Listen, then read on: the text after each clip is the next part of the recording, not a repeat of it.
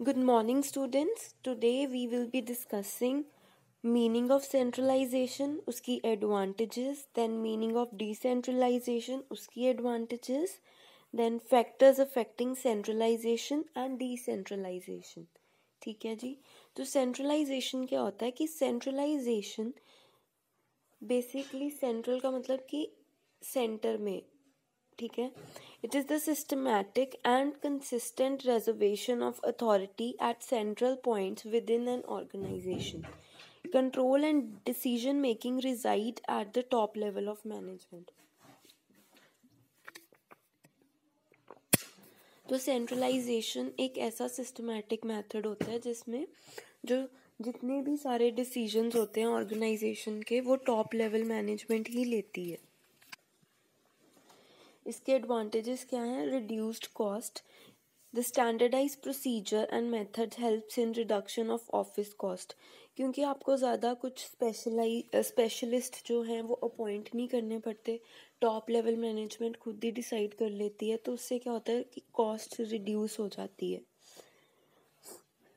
Next is uniformity in action. Uniformity in action is established throughout the organization because central administrative control the same executive supervises. देखो जो मतलब कि decision लेंगे वही supervise करेंगे काम. तो यूनिफॉर्मिटी रहेगी एक्शंस में. क्योंकि अगर डिसाइड कोई और करेगा और काम कोई और करेगा तो उससे यूनिफॉर्मिटी नहीं रहती. Next is personal leadership. Centralisation encourages and permit personal leadership. Personal leadership में आएगा कि हम जो टॉप लेवल मैनेजमेंट है वो अपने अकॉर्डिंग लीडरशिप स्टाइल जो है वो चूज़ कर सकते हैं.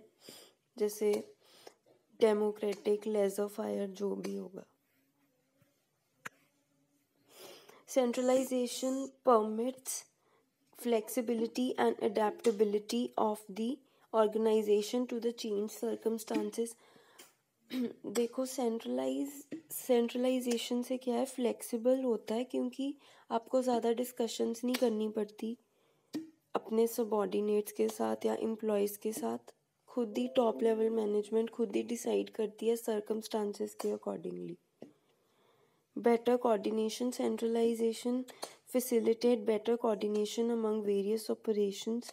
क्योंकि डायरेक्ट कंट्रोल होता है इसलिए बेटर कोऑर्डिनेशन हो जाती है और कन्फ्लिक्ट्स कम होते हैं क्योंकि किसी और को अथॉरिटी नहीं होती कोई कुछ और डिसीजन लेने की. और इससे एक ये भी पॉजिटिव पॉइंट होता है कि डुप्लीकेशन ऑफ वर्क नहीं होता. जो टॉप लेवल मैनेजमेंट ने डिसाइड कर लिया वही होगा. Next is decentralization. Decentralization refers to the systematic effect to delegate to the lowest level all authority except that which can only be exercised at central point. तो decentralization होता है जब हम organization के काम को आगे lower level पे distribute कर देते हैं ताकि जो हमारा बर्डन है वो कम हो जाए और जो इफ़ेक्टिवनेस है वो ज़्यादा हो काम की. Decentralization refers to everything that goes to increase the importance of subordinates. इसमें एक तो इम्पोर्टेंस बढ़ जाती है सबॉर्डिनेट्स की और जो अथॉरिटी है वो पूरी ऑर्गेनाइजेशन में डिवाइड होती है. इससे क्या होगा कि रिड्यूस होता है एक तो बर्डन टॉप एग्जीक्यूटिव्स पे. ठीक है. क्योंकि सारे सबॉर्डिनेट्स को कुछ कुछ थोड़ा थोड़ा काम मिला होगा तो जो बर्डन है वो कम हो जाएगा टॉप मैनेजमेंट के ऊपर. Facilitates diversification. इसके साथ क्योंकि बहुत सारे प्रोडक्ट्स होते हैं, एक्टिविटीज़ होती हैं ऑर्गेनाइजेशन में, तो इससे डिवर्सिफाई हो जाता है ऑर्गेनाइजेशन. और जो कॉम्प्लेक्स और डिफ़िकल्ट टास्क होते हैं वो डिवाइड हो जाते हैं. Next is executive development. When the authority is decentralized, executives in the organization will get the opportunity to develop their talents. जब देखो आपको डिस्ट्रीब्यूट हो जाएगा काम तो everybody will get a chance to do different kind of activities. इससे क्या होगा, आपके स्किल्स अच्छे होंगे और आपको एक अपॉर्चुनिटी मिलेगी अच्छा काम करने की, अपने टैलेंट को और अच्छे से बाहर लाने की. बेटर कंट्रोल एंड सुपरविजन, क्योंकि जो लोअर लेवल मैनेजमेंट है उसको पता होता है कि क्या क्या रिक्वायरमेंट्स हैं, कैसे इन चीज़ों को कंट्रोल करना है. तो as a result they have thorough knowledge of every assignment under their control and are in position to make any corrective actions. अगर कोई उनको लग रहा है कि कोई परफॉर्मेंस अच्छे से नहीं हो रही तो वो करेक्टिव एक्शंस ले सकते हैं. Quick decision making, decentralization bring quick decision making process closer to the scene of action. क्योंकि लोअर लेवल मैनेजमेंट इसमें इन्वॉल्व होती है तो जो डिसीजंस हैं वो जल्दी लिए जाते हैं. बाकी factors affecting centralization and decentralization is history and nature of organization. अगर तो कॉम्प्लेक्स ऑर्गेनाइजेशन है then it's better to go for decentralization अगर बड़ी है. अगर छोटी ऑर्गेनाइजेशन है then you can go for centralized organization. ठीक है. बाकी है साइज ऑफ द ऑर्गेनाइजेशन, ये मैंने अभी डिस्कस कर दिया है. डिसेंट्रलाइजेशन में इंडिपेंडेंट ग्रुप्स बन जाते हैं बड़ी ऑर्गेनाइजेशंस में, जिससे कि वर्कलोड कम हो जाता है, पेपर वर्क कम हो जाता है और quality of work increases. Next is availability of component managers. अगर तो आपके पास बहुत अच्छे मैनेजर्स हैं then go for decentralization, otherwise go for centralisation.